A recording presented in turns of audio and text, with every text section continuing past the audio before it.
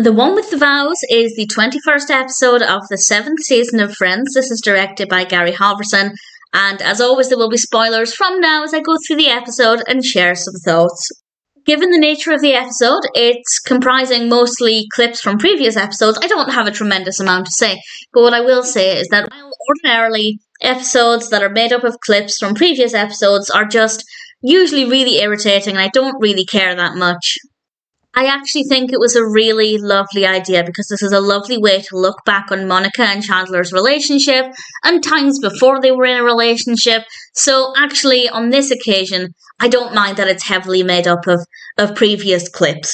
It starts off establishing there are 4 weeks to the wedding and they're talking about their vows, and Monica says that she knows what she's going to say. She starts writing them. Chandler doesn't know what he's going to write, and the rest of the episode is basically Phoebe and Rachel helping Monica. Turns out she doesn't know what she's going to say, and Chandler being helped by Joey and Ross. And Chandler starts off with his Monica, there are no words. There are no words, which I rather liked. And we then have the first flashback, because this starts off with the words, Monica, from the moment I met you, I knew that I loved you, which was a suggestion for Chandler, but he had to admit that that wasn't true. And we get the flashback to when Chandler unpacks. We then get various other flashbacks. We have the scene on the beach. We have things Monica taught him, largely about the number 7. Chandler suggesting that they be each other's safety partners if they're not married by the time they're 40. And then we have, of course, the very iconic London bed scene where Monica pops up from under the covers. And we have the turkey on the head scene where Chandler says that he loves her. And we have the proposal. And it's such a beautiful scene, but I feel like it's even more emotional watching it, having just watched a bunch of clips over the years leading up to that. So it's beautifully done, and as I said, I don't ordinarily care about compilations, but this episode is just so beautifully done. We're then at Central Park in real time with Phoebe, Rachel, Joey and Ross, and they're talking about how it's going to be so strange with them being married soon. And they start to talk about how they couldn't believe Monica and Chandler kept it hidden from them for so long. And then we get the episodes, or clips from the episodes, where they slowly start to find out. And of course, we have the iconic my eyes scene, and then Chandler and Phoebe kissing very briefly before Chandler openly declares his love to Monica.